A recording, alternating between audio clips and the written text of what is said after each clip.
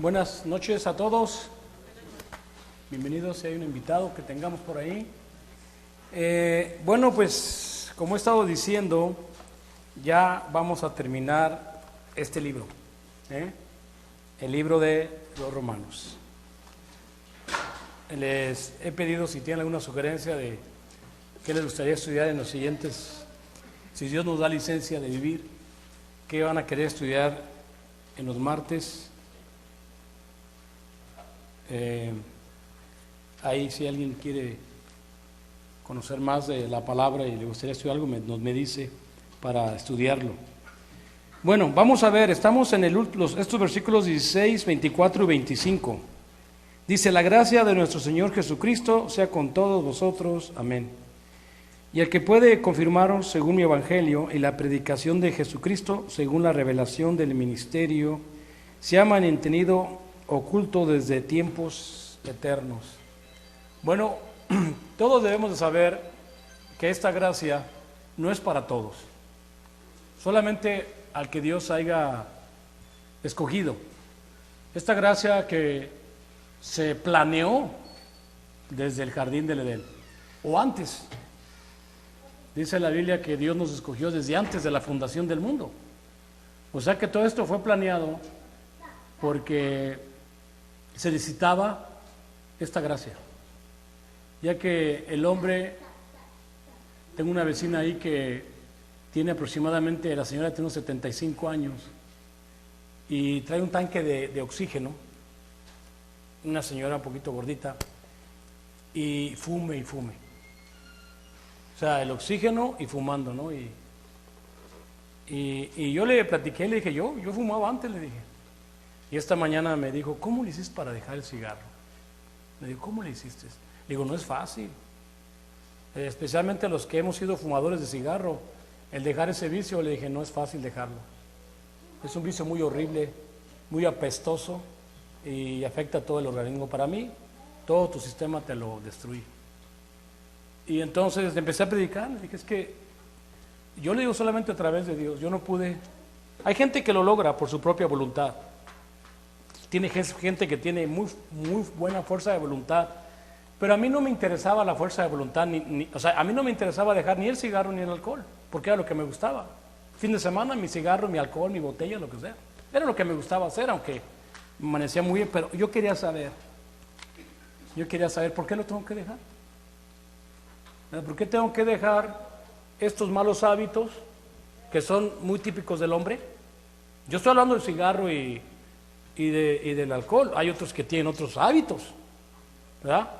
Pero a mí me dijo una vez un alcohólico joven, ¿por qué me están obligando todos a dejar el alcohol? Yo no lo quiero dejar. Si me quiero morir así borracho, déjenme morir borracho. Y no me hablen de nada y a mí no me interesa ni... Y le dije, bueno, tiene razón, sí.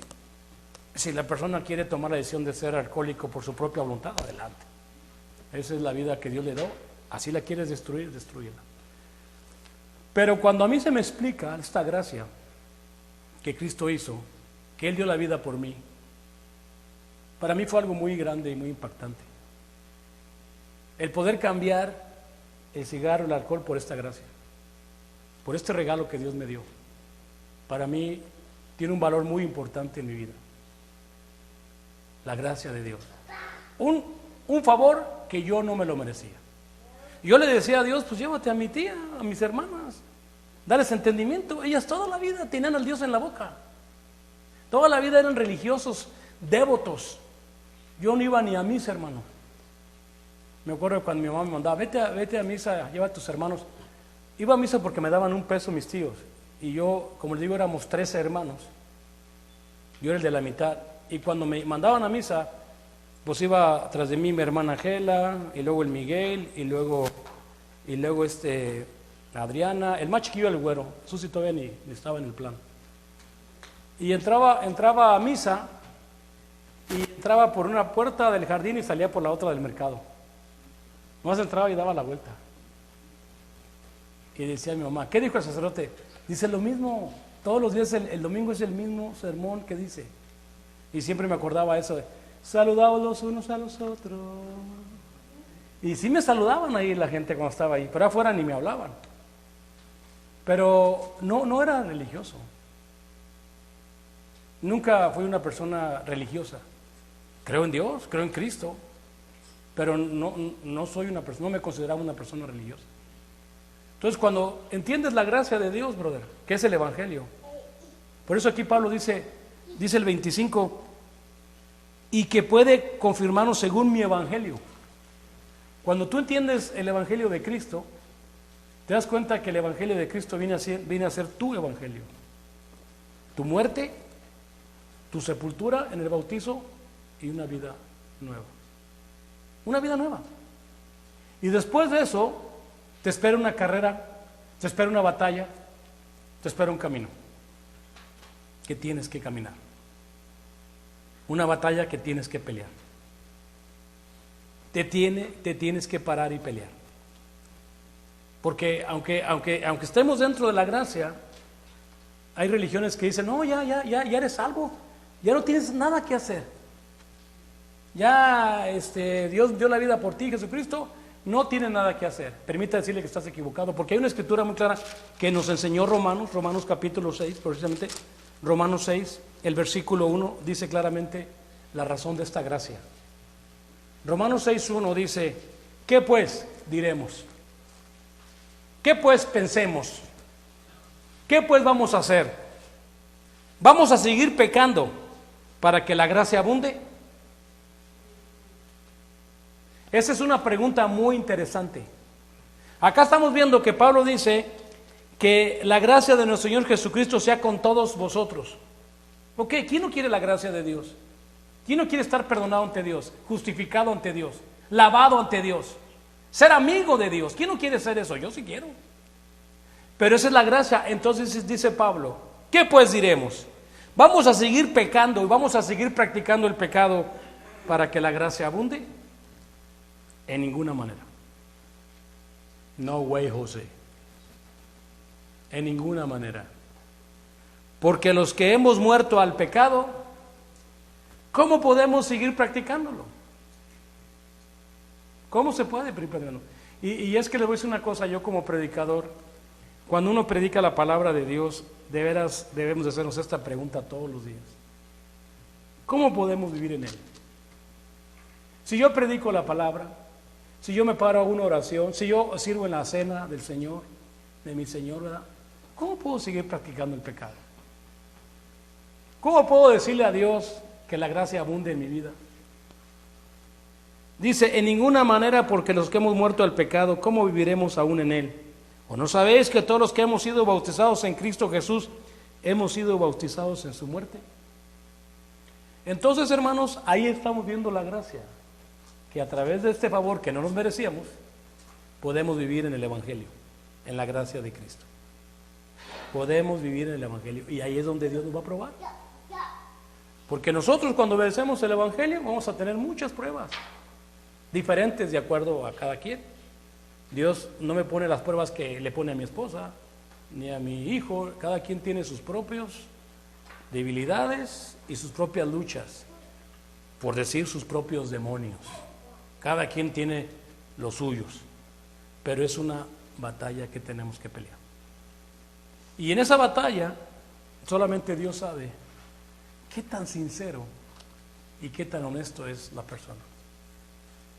El hermano nos enseñaba, decía él, todos los días, hermanos, el verdadero creyente anda buscando cómo agradar a Dios, todos los días.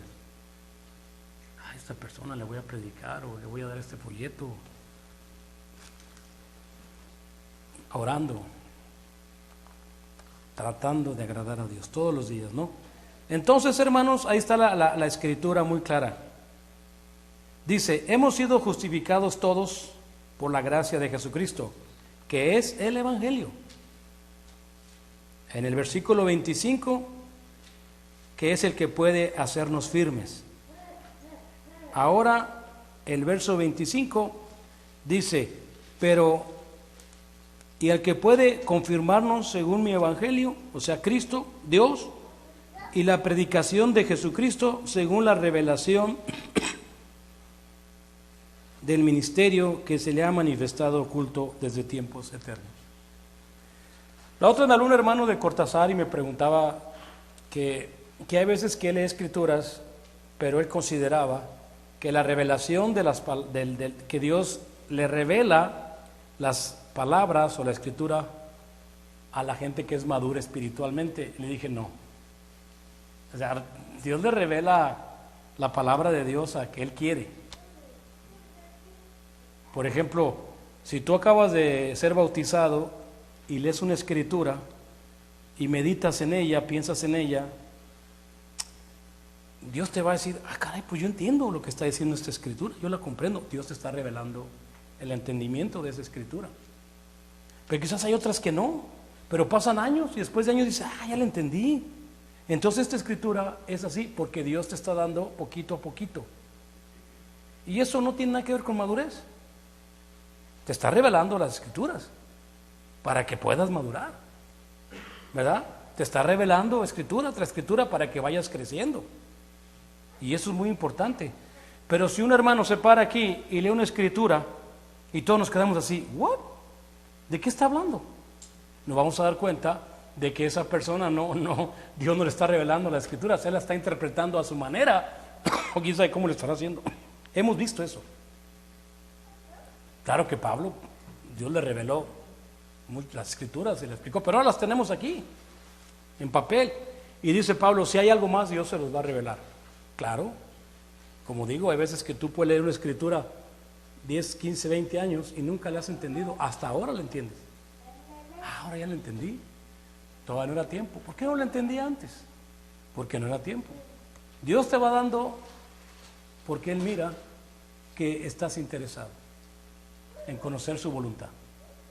Pero si Él mira que dentro de 3, 4 años ya no vas a querer vivir en el Evangelio, ya no vas a querer, te van a caer gordos todos, ya mancha aquí, acá, pues Dios no te va a dar nada, porque Él conoce la mente de la persona. Si hay cosas que Dios pide es humildad, paciencia, tolerancia, soportarnos unos a otros, que el Dios nos va a dar cuando llegue el tiempo. Pero si es necesario tenemos que pasar por diferentes pruebas, primeramente, y pidiéndole a Dios que nos dé ese consuelo. Vamos a Primera de Tesalonicenses, capítulo 3. Vamos a leer 3 escrituras. 3, del 9 al 3. Dije, Primera de Tesalonicenses, capítulo 3, del 9 al 13. Por lo cual, ¿qué acción de gracias podemos dar a Dios por vosotros? Por todo el gozo con que nos gozamos a causa de vosotros delante de nuestro Dios, orando de noche y de día con gran insistencia, para que veamos nuestro rostro y completemos lo que falte a vuestra fe. Mas el mismo Dios y Padre nuestro y nuestro Señor Jesucristo dirija nuestro camino a vosotros, y el Señor os haga crecer y abundar en amor unos para con otros y para con todos, como también lo hacemos nosotros para con nosotros, para que sean afirmados vuestros corazones irreprensibles en santidad delante de Dios nuestro Padre, en la venida de nuestro Señor Jesucristo con todos sus santos. Vean qué tan importante es la gracia de Dios, hermanos. Orando de día y de noche. ¿Qué podemos dar a Dios de gracias? Nada.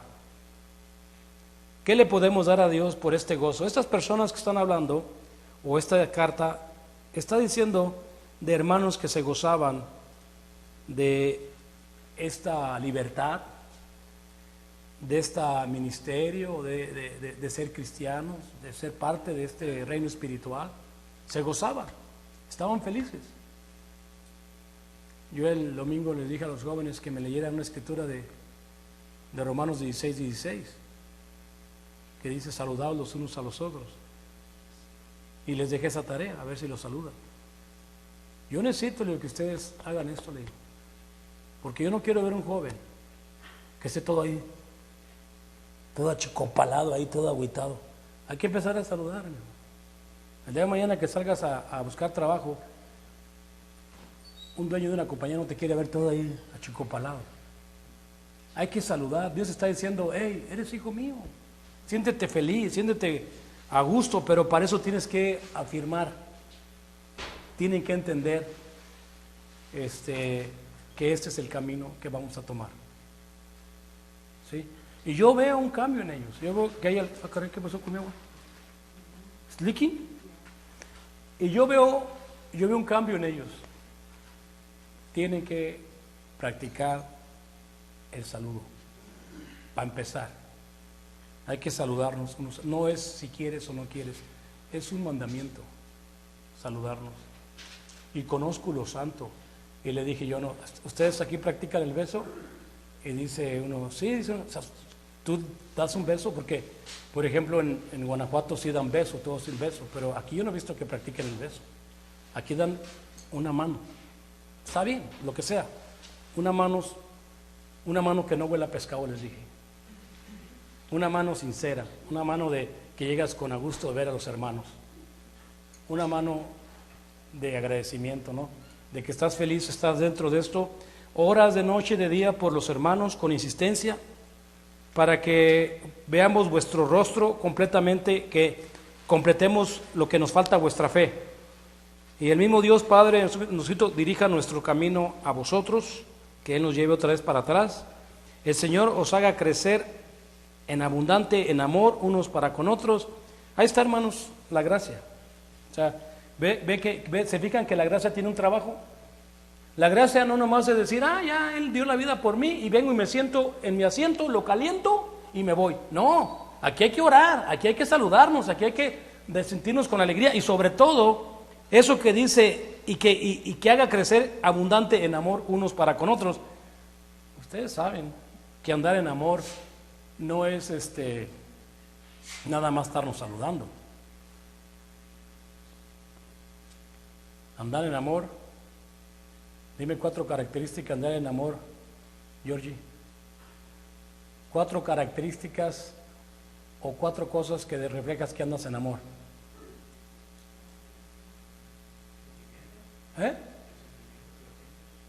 Ese es cuando te enamoras de una chica, mijo. Andar en amor, todo lo sufres, todo lo soportas, todo lo aguantas, amas la verdad. Sí, amas la verdad. No haces nada indebido. No eres presumido, no te envaneces, no eres arrogante, no eres envidioso. Ahí están las características, 1 Corintios 13, 4 en adelante. Ahí están todas las características. Eso significa andar en amor. O sea, no es que aquí en el edificio, ay, hola, I love you, cuchicuchi, cuchicuchi. No, andar en amor es eso. Así lo dice la Biblia. Si yo tuviera toda la ciencia, todo el conocimiento y no tengo amor, ¿de qué sirve? Si yo hablara en lenguas y pueda mover una montaña a otro lado y no tengo amor, ¿de qué sirve? Y si repartiere todo mi dinero y no tengo amor, ¿de qué sirve?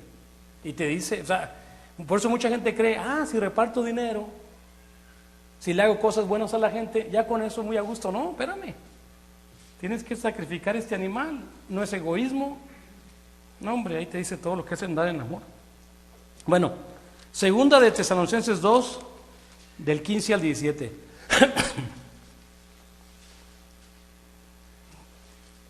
Así que, hermanos, estar firmes, retener la doctrina que habéis aprendido, sea por palabra o por carta nuestra, y el mismo Jesucristo, Señor nuestro y Dios nuestro Padre, el cual nos amó y nos dio consolación eterna y buena esperanza por gracia, conforme vuestros corazones y os conforme en toda buena palabra y obra.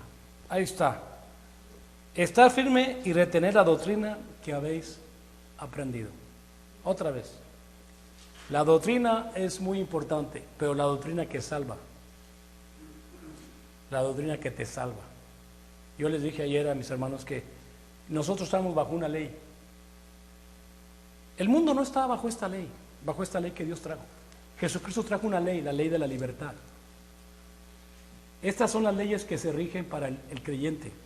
Estas leyes son para los hijos de su reino. El mundo de afuera no puede regirse por estas leyes. Las quiere aplicar, no puede. Porque ellos quieren mezclar, vivir en el mundo carnal y luego meter la ley de Cristo, no pueden. Ellos tienen una ley. ¿Sí? Ellos viven bajo su ley. Pero esta ley, ¿qué les hace? Esta ley con la que vive el mundo, ¿qué les hace? Los mata, los gobierna, los condena y los mata. ¿Por qué, hermana? No, aparte, porque viven en pecado, su ley produce pecado. ¿Qué dijo Pablo en Romanos 7:5? Cuando yo estaba en la carne, producía fruto, ¿para qué? Para muerte. Porque en mi cuerpo moraba la ley del pecado y de la muerte. Esa ley también sigue en este cuerpo. Esa ley está en este cuerpo. Pero ahora tengo una nueva ley como creyente, la ley de Cristo. Y la ley de Cristo tiene que gobernar mi mente, no la ley de mi cuerpo. O sea, fíjate bien lo que te digo, hermano. Estamos manejando dos leyes. La ley de la carne. Si yo le pregunto a mi carne qué quiere, ¿qué va a hacer la carne? Pecar. Desde la glotonería, desde el sexo, desde la lujuria, la impureza. Si tú le preguntas al cuerpo, te manda señales constantemente porque tiene una ley. Tiene una ley que está, es más, desde la flojera de venir a la iglesia temprano. Ay, ¿para qué vas? Aquí no pasa nada. Desde ahí empieza esa ley a trabajar en tu mente. Pero espérate, nosotros tenemos una ley de la libertad, que si perseveramos en esa ley, vamos a ser libres. Y si no somos oidores olvidadizos, seremos bienaventurados en todo lo que hagamos. Entonces, esa doctrina que aprendí es una ley que la tengo que llevar en mi vida. ¿Por qué? Porque es la mejor ley. Porque la ley de la carne es pura muerte. Aparte que me va a traer muchos problemas, enfermedades, pérdidas, ruina, por seguir esa ley de la carne. Y hay muchas personas que cuando entran a la iglesia, pues pone tú por ignorancia, porque no saben, quieren dominar, no, que así es. Espérate, así no es. Pero ellos ya quieren de volada controlar. Pero no es porque quieran decir que saben más de Cristo, es que tienen algo que se sienten inferiores. Digo, a mí me pasó, y eso se lo digo porque pasa todo el tiempo. Cuando yo me bauticé, pues yo no estaba muy contento, que digamos, porque pues ahora ya estaba metido en una ley, pues que no era la ley de mi carne. Ahora tenía que soportar, tenía que aguantar, tenía que soportar a todos, especialmente en mi matrimonio. ¿Tú me entiendes, Cali? Entonces, como quiera que sea, pues yo estaba así como que en contra del hermano que me enseñó la Biblia. 3 veces fui con mi altivez para decirle que estaba mal. Y él me contestaba con la doctrina de Cristo. Me decía, no, hermano, léale aquí. Ay, en la torre, sí es cierto, ahí está. Yo según andaba muy picudo que él estaba equivocado. La segunda vez, oiga, hermano, ¿qué es esto? No, hermano, léale aquí.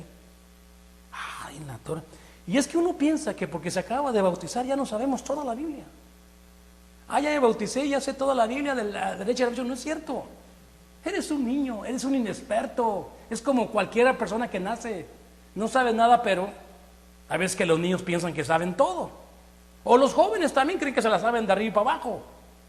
Pero cuando uno va creciendo, te das cuenta que no sabemos todavía nada. Y entonces en la tercera dije, no, ya estuvo. La tercera es la vencida. Este hombre es de Dios. Yo ya no le voy a llevar la contra nunca. Así como dijo un sacerdote, no sé que estemos peleando contra quién, contra Dios. Cuando querían decirle a Pedro que no hablara de Cristo. Y Pedro dijo, ser sensatos, hermanos, ¿vamos a hacerle caso primero a los hombres antes que a Dios? Pues no, primero a Dios, ¿verdad? Es muy importante escuchar primero a Dios. Bueno, entonces tenemos ese compromiso. Vamos a Judas 24:25. Judas 24:25.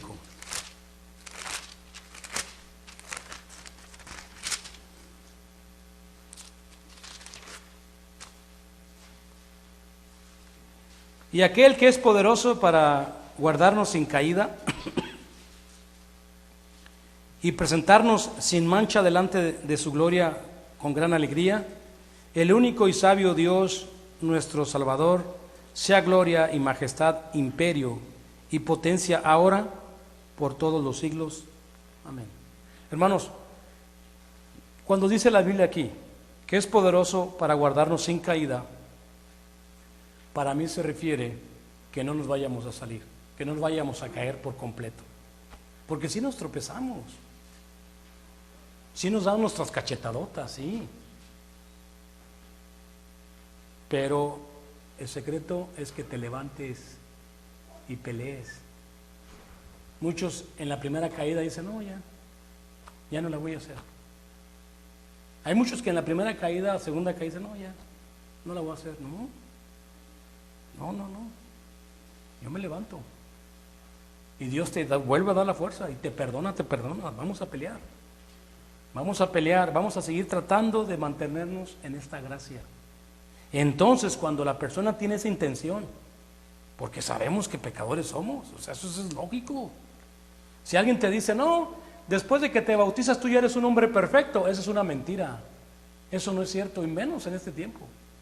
No, después de que te bautizas empieza la batalla o la guerra, y vas a tropezar, vas a caer, pero poderoso es el que nos guarde sin apartarnos de Él completamente. Él te va a guardar, porque Él mira que tú eres un guerrero, que eres una persona que vas a pelear por salvar tu matrimonio, tu familia y tu propia salvación, porque es combo, es el paquete completo, no nomás eres tú. Dice, y presentarnos sin mancha, solamente la sangre de Cristo es lo que puede hacer, justificarnos delante de su gloria con gran alegría. Y el único sabio y Dios, todo es sabio, porque es sabio, Él es sabio. Nuestro Salvador sea gloria y majestad. Inclusive hay un canto que me gusta que se llama Allá comprenderé. Tal vez en años que vendrán, allá comprenderé. ¿Por qué tuve que dejar de hacer aquello? ¿Por qué tuve que dejar de hacer esto? Allá vas a comprender.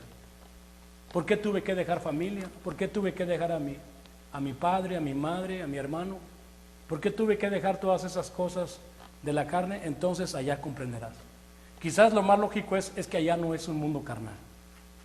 Allá no se acepta ni se recibe la gloria del hombre carnal o la adoración del hombre carnal. Allá vas a comprender.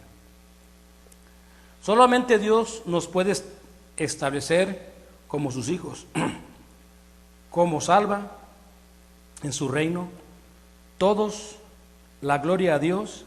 Sin Él nadie es sabio y nadie es fuerte sin Él. El que está disponible a enseñarnos y ayudarnos por el Evangelio es Dios, siempre es Dios.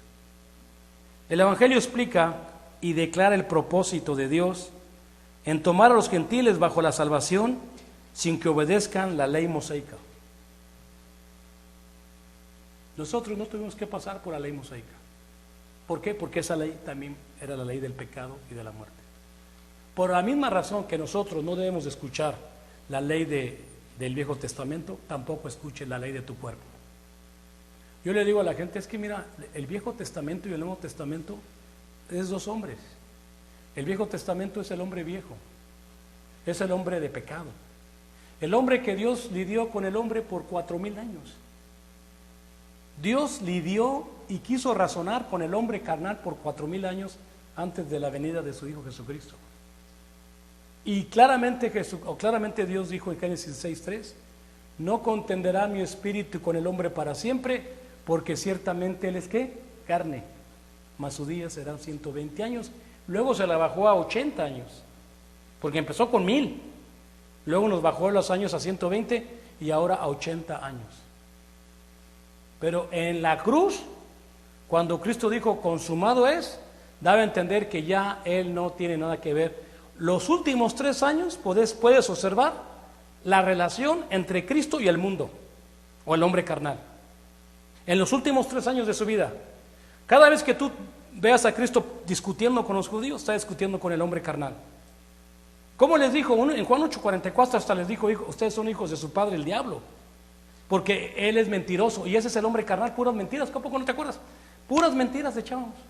La mentira era como, en mi vida la mentira era como el pan de cada día. Hey, mañana te pago, o sí voy, o no voy, puras mentiras. Es que éramos hijos del diablo, igual que los judíos. Pero en la cruz, ¿qué dijo Cristo? Hasta aquí llegó.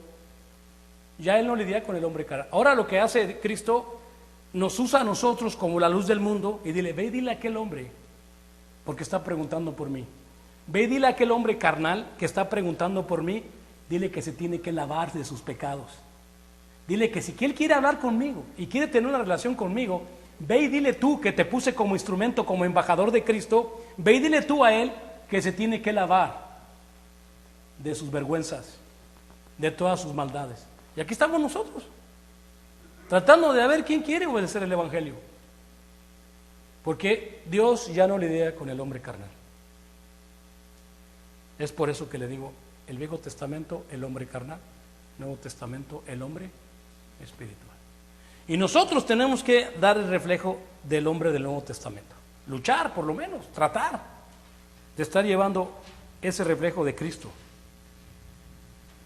El Evangelio explica y declara el propósito de Dios en tomar a los gentiles bajo la ley sin obedecer la ley del Moisés. Vamos a Colosenses 1, 15 al 20.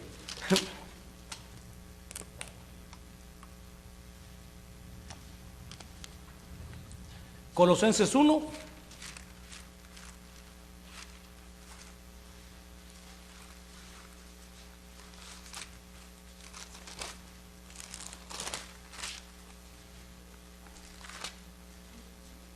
Colosenses 1 del 15 al 20. Dice, Él es la imagen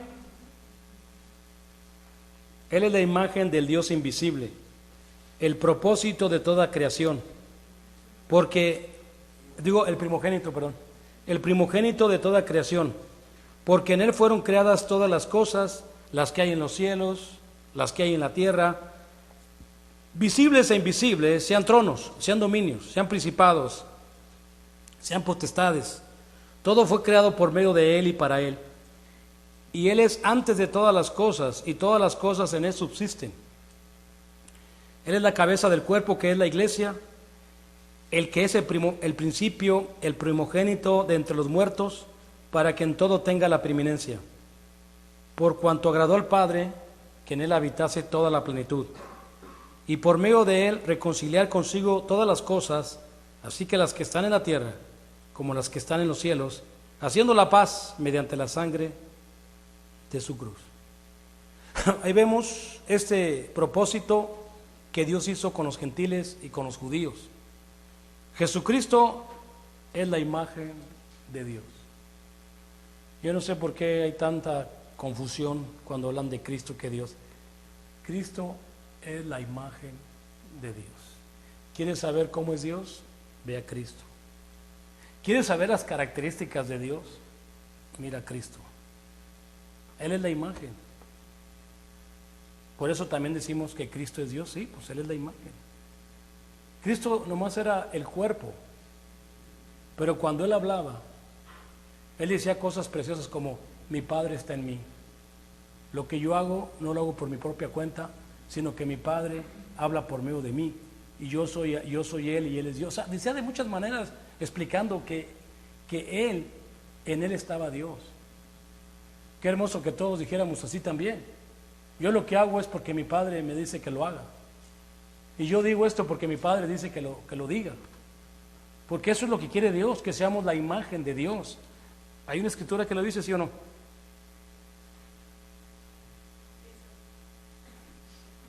Te voy a decir el libro y el versículo, Efesios 5:1. Ser imitadores de Dios como hijos amados. ¿Se fijas? Pero hay mucha gente que no entiende. Por Él fueron todas las cosas creadas. Ahora, fíjate bien, ponlo de este lado. Por Cristo se crearon todas las cosas. ¿Cómo te caería que te dijera: por ti Dios hizo todo tu zona Arizona? Por ti está todavía tu zona de pie. Por ti todavía no se traga el desierto de esta ciudad. Por ti. Por ti fueron creadas todas estas cosas. Porque ese es el punto de entender. Está diciendo que por gracias a Cristo se hizo la creación espiritual y vinieron todas estas bendiciones. Ahora sí, entonces tú te preguntas por qué Dios no destruye el mundo si hay tanta maldad. Por ti. Porque todavía hasta el día de hoy estás tú en firme. A Él le damos gracias por los cielos, por la tierra, cosas visibles e invisibles, sean tronos, sean dominios, sean principales, sean poderes, todo es creado gracias a Él. Ahora ponle gracias a aquellos que imitan ¿a quién? A Cristo. ¿Qué dijo Pablo? Imítenme a mí, porque yo imito a Cristo. ¿Ustedes creen que si aquí ya no hubiera nadie que imitara al Hijo? Nadie, y nadie quisiera obedecer el Evangelio ya. Cada quien se va por su rumbo, cada quien con su egoísmo, como se hicieron en el Viejo Testamento. Cada quien agarra su propio camino, todos se hicieron inútiles, como dijo Pablo en Romanos 3:9. No hay quien haga lo bueno, no hay ni uno, dice Pablo. ¿Tú crees que si todos agarráramos por nuestro cada nuestro rumbo, este mugriento mundo va a vivir un poquito más? Claro que no. Ya no hay sentido de tener un mundo lleno de asquerosidad y de corrupción. Ya no va a haber sentido. Ningún ser, ni tú guardarías una bolsa de podrición en tu casa por muchos años. No lo guardarías. Agarrarías la basura de excremento, de porquería y tirarás a la basura. Así va a ser Dios también con el mundo. Cuando ya no haya nada, sensatez, no hay sabiduría, no hay absolutamente nada. Todos nos hacemos inútiles. Ya a nadie le importa el bien. Pero gracias a Cristo y gracias ahora a los hermanos que luchan por agradar a Dios, todas las cosas, los reinos, todo está gracias a ellos. Y lo dice la Biblia. No es el presidente de Estados Unidos que tiene esta nación grande, no es los del Congreso, eres tú. Gracias a la iglesia, el mundo sigue trabajando como debiera. Sigue habiendo bendiciones, más materiales y espirituales. ¿Por qué? Porque estamos bajo esta gracia. Pero algún día, como todo tiene su límite. Dice, Él es antes de todas las cosas y todas las cosas en Él subsisten, es Dios. Todo es gracias a Él. Él es la cabeza del cuerpo, Dios, que es la iglesia. Por eso dije yo, la iglesia tiene una ley, que es la del Nuevo Testamento. La cabeza es Cristo, Él es la autoridad. Pero Cristo no es la autoridad de una persona que no ha obedecido el Evangelio. Él no es su rey. Aunque le pongan ahí y se pongan un tatuado aquí que digan Cristo mi rey, nomás lo traen aquí tatuado en el corazón, es todo. Pero no obedecen su voluntad.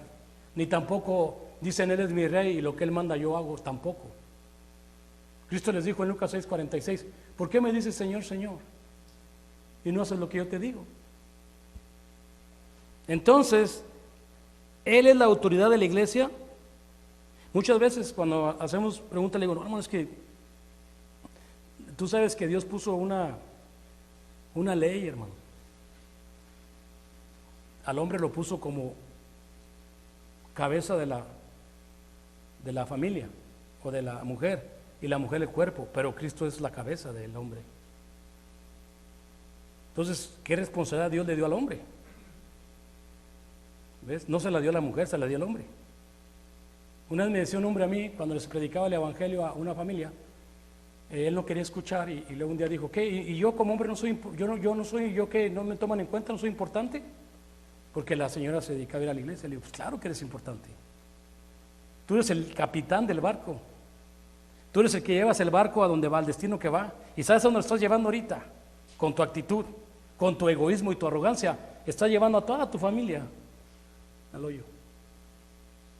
Se quedó callado. Claro, eres importante, pero tú no puedes, tú necesitas un timón. Y ese timón es Cristo. Tú solo no puedes, brother. Tú no puedes llevar un matrimonio. Dios le puso al hombre como jefe, pero yo soy tu jefe. Es igual como en el Viejo Testamento, hermanos. ¿Te acuerdas cuando Dios pone al rey Saúl como rey? ¿Él era el número uno? Claro que no. Él era el que tenía que guiar al pueblo de Israel, pero con la autoridad de Dios. O sea, lo que diga Dios hacemos, ¿no? Ah, no, se le fue la cabeza. Yo voy a dirigir como me dé mi gana. Ándale pues. Y llevó a Israel a un verdadero fracaso. Imagínate cuántas muertes. De hecho, la última vez que él se quitó la vida con su hijo ¿cómo se llamaba su hijo que era amigo de Jonathan? Los arrimaron y lo mataron. ¿De quién fue toda esa culpa? De él, de su arrogancia, de que se hizo creer que él era el que tenía el pueblo. Yo mando, yo soy aquí el que mando. Y así están los padres de familia, echan a todos sus hijos a la muerte porque ellos son primero, ellos son los que mandan. Pues ándale pues. Por eso me dijo el hermano cuando me enseñó la Biblia, dijo, si usted es capitán de su barco o si usted es jefe de su familia, tienes un insensato como jefe. Ay, caray, me quedé así porque digo eso. Me estaba diciendo que si yo era el que dirigía a mi familia, tenía un tonto por dirigente. Y ay, qué feo me dijo. Después entendí, sí es cierto, yo no puedo dirigir mi familia. Necesito que el capitán, el verdadero capitán, me dirija para yo ver para dónde voy. Prende el faro por eso ese faro que habla la canción es Cristo que nos está guiando en el agua, en las tormentas. No pierdan el faro, ahí está el faro, hay que seguir el faro y no nos vamos a perder. Pero como te digo, este rey cometió un grave error y murieron muchos. Ahora vemos otro rey, David. Cometió muchos errores y lo entiendo, hermano. Pero él nunca olvidó que era el número 2. Él siempre, su capitán era ¿quién? Dios. Acuérdense cuando le pidió perdón en su oración. Entonces tenemos que ver que eso es importante, el estar tratando de vivir en el Evangelio y por medio de él reconciliar consigo todas las cosas. Y cuando habla de reconciliar se refiere a reconciliar todas las cosas. No decir, ay, yo estoy con mis hermanos muy a gusto, pero a mi viejo que se vaya al tianguis, al Tucson. O no, yo estoy aquí muy feliz con uno, pero con aquellos me caen gordos. No. Dice de reconciliar ¿qué? Todas las cosas. No nomás lo que tú quieras, o nomás lo que a ti se te antoje. No, es todo reconciliar y vivir en ese misterio de la reconciliación. ¿Por qué tengo que estar siempre reconciliado? Porque te voy a decir una cosa, ahí está la paz. Ahí está la paz. Imagínate estar peleado. Imagínate un hombre vengativo o una mujer vengativa. Toda la noche no duerme. Ay, mañana no le voy a hacer tortillas. Mañana le voy a echar un alacrán al burrito para que le pique. O algo le voy a echar. Toda la noche no vas a dormir por querer hacerle daño. Ay, ahorita te imaginas en el burrito le voy a echar un chile pero bien picoso para que no me vuelva a pedir. No duermes. En cambio estás en paz, te levantas. Bueno, hasta los burritos te salen bien ricos. Pues eso es reconciliar. Vamos a 1 de Corintios 2:7. 1 de Corintios 2:7.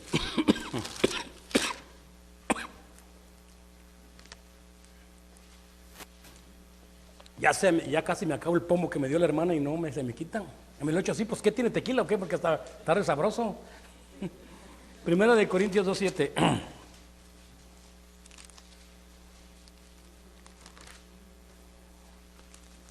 Dice, mas hablamos sabiduría de Dios, en misterio la sabiduría oculta, la cual Dios predestinó antes de los siglos para nuestra gloria. Qué importante es esta sabiduría, hermanos. Qué importante es. La sabiduría espiritual que ayuda a convencer al negativo, que ayuda a convencer a esa persona que está molesta o que está lo que sea. La sabiduría oculta que Dios nos ha ofrecido para poder ayudar al desamparado, al insensato, al necio. Es tan hermoso es de repente que te digan algo y te hace clic, sí es cierto, la estoy regando. Sí, es cierto, estaba mal. Porque eres humilde. Porque esa sabiduría solamente es para aquellos que son humildes. Porque cuando una persona no es humilde se vuelve necio, ¿verdad? Y dice un proverbio, ¿has visto un necio en su propia opinión? Yo he visto muchos. Dice, hay más esperanza de un insensato que de él. Pues no hay chance. Imagínate un necio en su propia opinión. ¿Cómo lo vas a ayudar? ¿Cómo lo sacas de su error? De su necedad. Está difícil. Bueno, hermanos, entonces Pablo dice, según mi evangelio y la predicación de Jesucristo. Vamos a Romanos 2:16. Según mi evangelio, Romanos 2:16, ya se fue el tiempo, qué rápido. Dice, en el día en que Dios juzgará por Jesucristo los secretos de los hombres, conforme a mi evangelio. Otra vez se repite Pablo sobre el tema de cómo Dios nos va a juzgar por Jesucristo. Acuérdate que hay inclusive otra escritura que dice que todos nosotros vamos a tener que compadecer ante el tribunal de Cristo, todos nosotros, durante el tiempo que estuvimos en el cuerpo, sea bueno o sea malo. O sea, fíjate bien, nosotros estamos siendo juzgados, el mundo no. Dios no juzga al mundo, el mundo está ¿qué? Está condenado. Aunque ellos traten de decir, no, están condenados, hasta que no vengan a juicio. Y eso empieza cuando se bautizan. Cuando la persona se bautiza, entonces el Señor empieza a juzgarnos dentro del cuerpo. Y dentro del cuerpo, las personas vamos a hacer obras, sean buenas o sean malas. Las vamos a hacer. Y ahí es donde Dios te va a juzgar. O te está juzgando lo que estás haciendo. Y eso es bien importante. Por eso cada vez que tomamos la cena, es importante hablar con Dios, Señor, ¿cómo estoy juzgando las cosas? O sea, ¿sí estoy tratando de vivir este evangelio? ¿No estoy tratando de meterme mala cizaña? ¿De causar problemas en la iglesia? ¿Qué estoy haciendo, Señor? Hay que tener mucho cuidado cuando estemos ya dentro del cuerpo, lo que estamos haciendo y por qué lo estamos haciendo. Efesios 1, de 7 al 10. Híjole, ya casi acabo.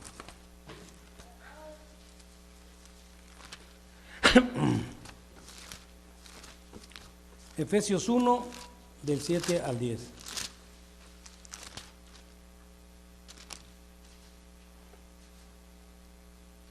Dice, en quien tenemos redención por su sangre, el perdón de pecados, según las riquezas de su gracia, que hizo sobreabundar para con nosotros en toda sabiduría e inteligencia, dándonos a conocer el misterio de su voluntad, según el beneplácito, el cual se había propuesto en sí mismo, de reunir todas las cosas en Cristo, en la dispensación del cumplimiento de los tiempos, así las que están en los cielos como las que están en la tierra. O sea, observemos lo que tenemos, hermanos. Tenemos un gran privilegio. Yo a veces le pido a Dios que me ayude, que no abuse. Pero tenemos perdón de pecados. Tenemos remisión de pecados. No es perdón, es remisión. En el Viejo Testamento los judíos tenían que sacrificar un animal, pero los pecados seguían con ellos. Sacrificaron, tenían tus pecados. En la iglesia ya no es así. Si usted peca, Dios te quita ese pecado en el momento que te arrepientes. Te lava el pecado para poder estar justificados en su presencia. Eso es lo que hace la gracia de Dios. Y eso fue porque Dios nos llenó de sabiduría e inteligencia. Y eso, el número 8 para mí es muy importante porque no cualquier gente la tiene. Es un misterio. Es un verdadero misterio este versículo. Porque hay gente que cree que todas las religiones son iguales. Ellos, y se creen muy inteligentes. Hay gente bien inteligente y te dice, es el mismo Dios. O sea, ¿cómo puedes decir que el Dios de los musulmanes es el Dios de los judíos? Se están matando, se están haciendo pedazos. Y este hombre tan importante dice, es el mismo Dios. ¿O cómo puedes decir tú que los testigos de Jehová y los católicos es lo mismo? No es lo mismo. Los testigos de Jehová, si yo juzgara, se portan mejor que ellos. Si yo dijera mi juicio, ¿verdad? No, hasta los niños los traen de corbatita, los traen bien vestiditos. No es el mismo. Entonces yo pude ver eso porque Dios me dio inteligencia. Otros no se las da. Por eso dice, nos hizo sobreabundar en inteligencia, en poder ver la diferencia. Y hay veces que hay personas que están dentro de la iglesia o que se bautizaron, no ven la diferencia. Es que me dicen, allá también son cristianos. Y le digo, ¿cómo que allá también son cristianos? Sí, allá de la iglesia del mundo son cristianos. No le digo absolutamente nada porque no he entendido absolutamente nada. Esta persona ve igual, todo igual. Y la sabiduría es que escogimos esta gracia que Dios nos dio. Y según la revelación del misterio que se ha mantenido oculto desde tiempos eternos, esto se refiere al Evangelio, los gentiles aceptados por Dios. O sea que Dios estaba diciendo, cuando escogió a los israelitas, algún día también van a ser aceptados los gentiles. Porque en el Viejo Testamento los gentiles para Dios eran abominación, pero sí se podían hacer judíos por religión, sí se circuncidaban. Pero era un secreto, que inclusive la Biblia dice que cuando Pablo les predicó a los gentiles, ellos se regocijaban. O sea, los gentiles dejaban sus ídolos para venir a obedecer el Evangelio. Cuando Pablo les predicó a los judíos, dijo, era necesario primero que a ustedes se les predicara, pero como no han querido, me voy a los gentiles. Romanos 16, 25.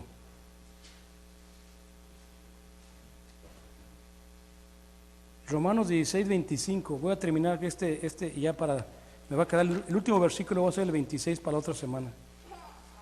Romanos 16, 25.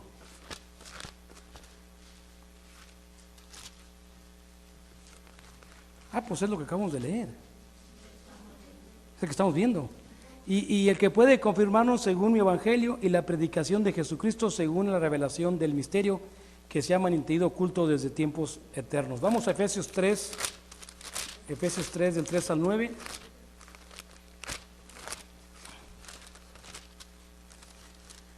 Dice Efesios 3, que por revelación me fue declarado el ministerio, como antes lo he escrito brevemente, leyendo lo cual podéis entender cuál sea mi conocimiento en el ministerio de Cristo, mi misterio que en otras generaciones no se dio a conocer a los hijos de los hombres, como ahora he revelado a sus santos apóstoles, profetas por el Espíritu, que los gentiles son colaboradores y miembros del mismo cuerpo y compartícipes de la promesa en Cristo Jesús por medio del Evangelio. Por eso los judíos siguen tan incrédulos. ¿Por qué no aceptaron que los gentiles Dios también nos estaba reconciliando? Y ahora andan todos llenos de ira.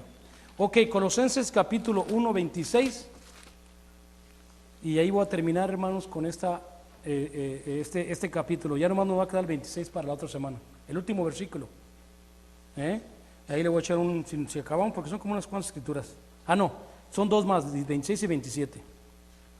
¿Qué dije? Colosenses 1, este está bien interesante. Esto fue lo que me ayudó a mí a entender la parábola del mayordomo infiel. Estos versículos me ayudaron. Colosenses 1, 26 al 27 dice, fíjate lo que dice: el misterio que había estado oculto desde los siglos y edades, pero que ahora ha sido manifiesto a sus santos, a quienes Dios quiso dar a conocer las riquezas de la gloria de este misterio entre los gentiles, que Cristo es en vosotros la esperanza de gloria. Dice, a quien anunciamos, amonestamos a todo hombre y enseñamos a todo hombre en toda sabiduría, a fin de presentar perfecto en Cristo, o sea, maduros en Cristo Jesús a todo hombre, para lo cual también trabajo, luchando según la potencia de Él, o del Espíritu, la cual actúa poderosamente en mí. ¿Se fijan? Riquezas que estaban escondidas se nos dio a conocer. Y cuando yo leía lo del mayordomo infiel, que con las riquezas el mayordomo hizo amigos, yo estaba pensando cuando leía que no se refería a dinero físico. Por eso no lo vas a entender. ¿Cómo crees que el mayordomo va a agarrar el dinero de su amo y luego le va a decir a los esos paguen menos y todavía el amo lo va a lavar? No, se refería a estas riquezas. Por eso dijo Cristo, los hijos de este mundo son más sagaces con el trato de semejantes que los hijos de luz. Dios sabía que el gentil, al recibir el Evangelio, iba a ser muy agradecido con Dios. Iba a tratar a sus semejantes de una manera más tierna. Los judíos hasta la fecha, si los oyes hablar, son gente muy así. Una vez me dijo un hombre y se metía a dijo una pregunta, y le digo, déjame enseñarte. Tengo una última pregunta. ¿Los judíos todavía son el pueblo de Dios? Déjame acabar. Otra vez, me volvió a preguntar otra vez. ¿Los judíos todavía es la gente de Dios? Y le dije, no, ya no. Ahora es un hombre espiritual, ya no hay judío, ya no hay gentil. Oye, qué bueno que me dices, conozco unos judíos que son tan repugnantes, no te saludan de mano. No te saludan de mano porque ellos no tocan nada inmundo. Y le dije, no, pobrecitos, se quedaron muy mal. Pero si un judío viene y obedece el Evangelio, así es que si yo fuera judío, ¿verdad? Por el apellido, parece que soy más bienvenido, dice la Biblia. Bueno, ahí le vamos a parar. Si hay una persona que ya conoce lo que es el Evangelio y quiere obedecer el Evangelio esta tarde, pásele al frente.